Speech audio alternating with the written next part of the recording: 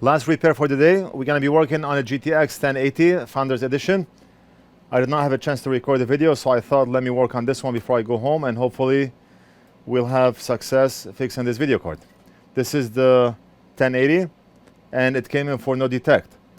Let's read what the customer wrote. After putting liquid metal and all-in-one liquid cooler, card worked great and ran cool for a few days. Woke up one day to black screen and not detected. So the customer applied liquid metal and he used an all-in-one liquid cooler. Card worked great for a few days, and then one day the card stopped working. Since liquid metal was applied on the board, it's a must that we do visual inspection on the board to see if liquid metal possibly spilled and created short circuit anywhere on the board. But before we do so, let's go ahead and measure the basic voltage rails: 12 volts, 5 volts, 1.8 volts, packs, memory, and see what's going on. I want to see if we have a short on any one of those rails. Meter in continuity mode. And what we're going to do is we're going to be testing the 12 volt coil here. We're going to be testing the 5 volts coil here, 1.8, packs, and memory. And we'll see what's going on. I want to see if we have a short on any one of those rails. We're also going to test the base rail on the bottom, 12 volts and 3.3 volts. And based on the readings that we get, we'll know how to move forward with repairing this card. So meter in continuity mode. We're going to start by measuring our 12 volt rail to see if we have a short. That's where the 12 volt plugs. And if we go down a bit, we see this coil. Black probe on ground and red probe here. And we do not have a short. Great. And if we go down here, 12 volts, we do not have a short, and 3.3 volts, we do not have a short. Great.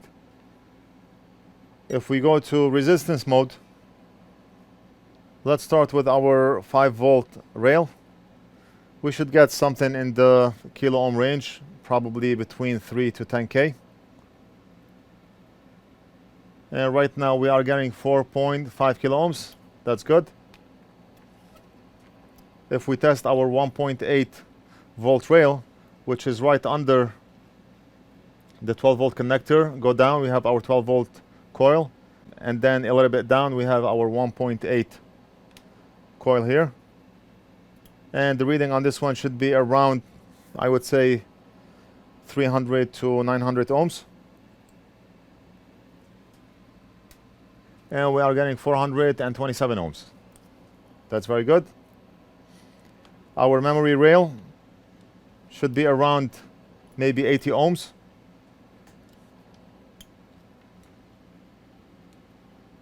And if we measure,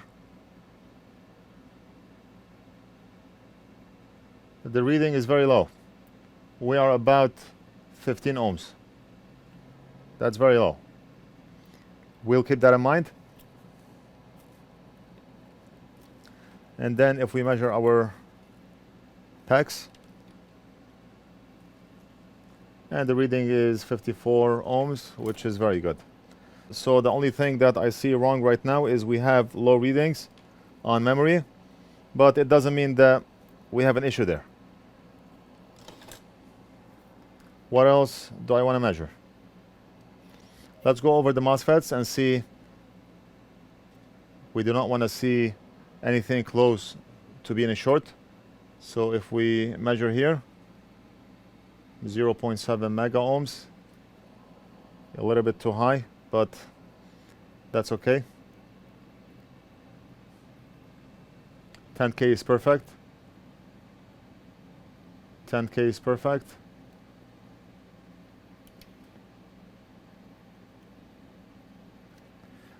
I have a video where one of them measured 0.5 ohms, and that was the problem. So I always make it a habit to measure those MOSFETs.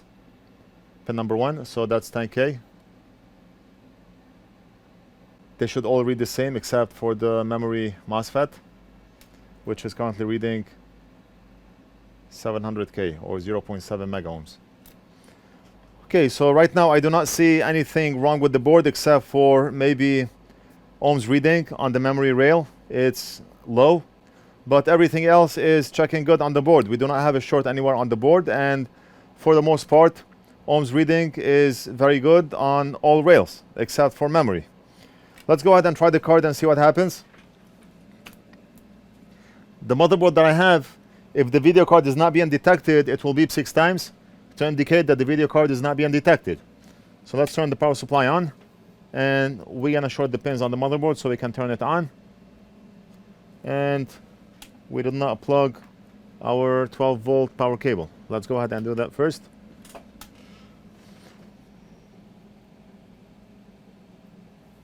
All right, and it's currently beeping 6 times.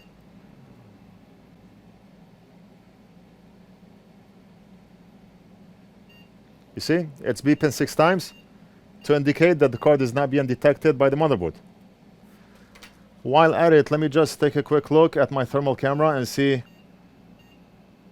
if we see anything obvious, possibly abnormal heat spots, or if the GPU is on, or anything that could be an indication that there's something wrong with this card. Right now the video card is not turning on. GPU is that cold, and we do not have heat spots anywhere on the board.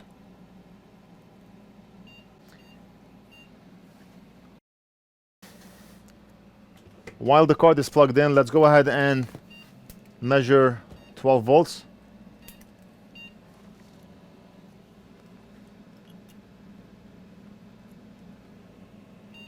We're going to measure it at the coil, and we do have 12 volts. I do not know if you can see the meter, but you'll just have to trust what I'm telling you. We do have 12 volts, 12.27. If we measure our 5-volt rail, and 5 volt must be present to get 1.8, to get vCore, to get PAX, and to get memory. So 5, 1.8, vCore, PAX, memory, or vCore, memory, PAX. It doesn't matter, as long as we have 5 volts and we have 1.8 volts, we can later test our PAX rail and our memory rail. So right now, if we measure our 1.8 volt rail, we get 0. 1.8 is missing. But of course, it's going to be missing if our 5-volt rail is missing. So let's measure our 5 volts. And 5 volts is currently reading 0.2 volts.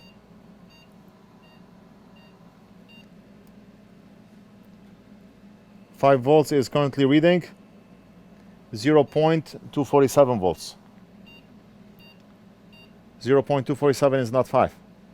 So right now, the problem is our 5 volts rail. It's reading 0.247, and the 5-volt rail being 0.247 could be an indication that we have an issue with our buck converter, or we have an issue somewhere else. Now, the customer did mention that he applied liquid metal, and you saw what happened in the previous video I uploaded where the customer used liquid metal. He ended up shorting a lot of components on the board. So what we're going to do right now is visual inspection. We're going to inspect the entire board. We want to make sure there's no liquid metal that possibly spilled on the board and created short circuit. Let's start by inspecting front of the board. We want to look for any signs of possible liquid metal that may have spilled.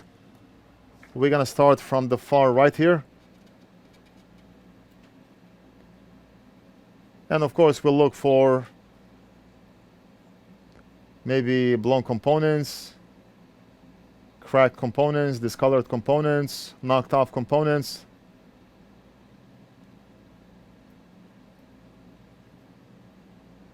And we did measure all of those MOSFETs. They're all testing good. And we do not have a short on our 12-volt line. Usually, if we do have a short on our 12-volt line, it's likely a MOSFET issue, unless it's a GPU issue. But we use voltage injection to know if it's a GPU or MOSFET issue.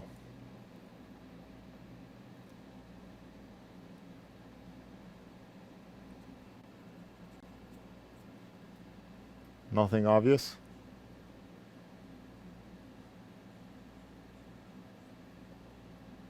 Our VRAM chips.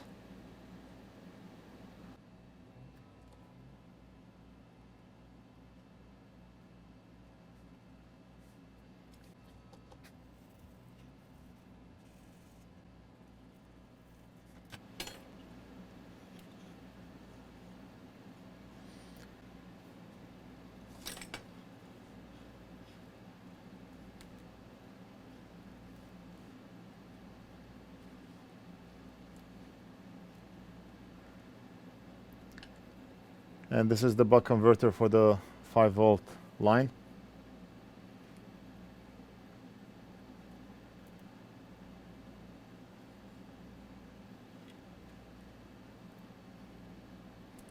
Okay, front of the board looks good. Let's go ahead and check the back.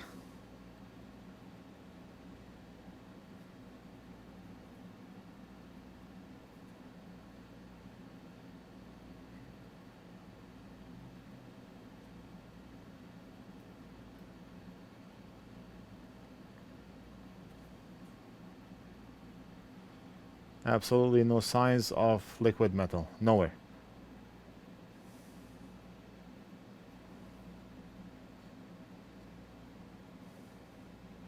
Oh. What the? Do we have missing components here? What the? I think we have missing components here. 1, 2, 3, 4, 5, 6, 7, 8, 9, 10, 11, 12, 13, 14, 15. Holy.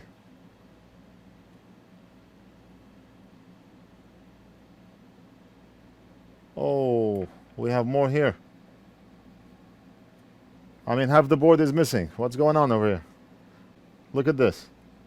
Missing component here with a ripped pad. Missing component here with a ripped pad.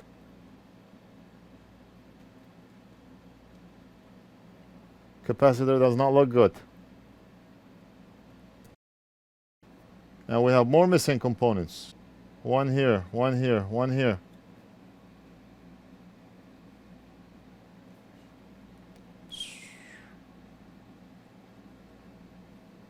Half the card is missing. I do not know how the card worked with the customer for a few days. And we have one missing component here too. Right here. Half that board is missing. How did that card work with the customer for a few days? I do not understand. Now I do have a donor for the 1080. I think we should have the same board as a donor. Maybe I'll need to spend 1-2 hours on the board to put all those components back. Right now it's 7 o'clock, we close at 6.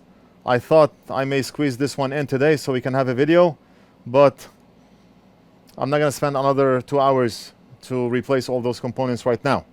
We'll probably continue in part 2, but first I need to locate exactly the same board. We do not know the values of those components. We have to have a donor board in order to extract components from the donor and put it on this board, and we'll test to see if that card will work. I mean, based on our measurements, there's nothing faulty with that board except for maybe ohms reading being low on memory, but everything else is testing good.